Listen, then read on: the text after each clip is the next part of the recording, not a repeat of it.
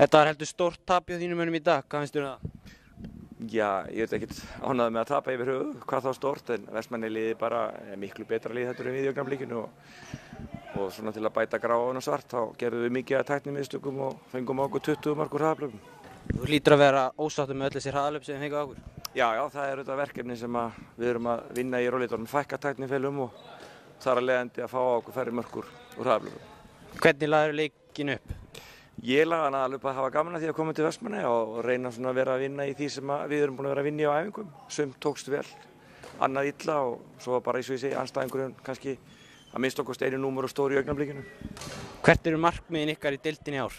Markmiðið er mjög einfalt. Við ætlum að bæta getuna, við ætlum að koma okkur í betra stand og stefnum að því að spila betur frá leik til leiks. Markmiðin ykkar hljóta að vera betri en þessi 9 lið sem eru að koma inn í deildina? Já, Fjölnir er svo sem búið að spila í 3 ár með einhverja 2 sigurleiki og við erum búin að fá 1 stig nú þegar og liðin sem kom inn í deildina eru vel mönnuð og fengu góðar viðbætur og góðan skammt á leikmannamarkaðnum. Þannig að þau eru mjög svipuð klass og það væri bara gott ef við kláruðum þau. Takk fyrir.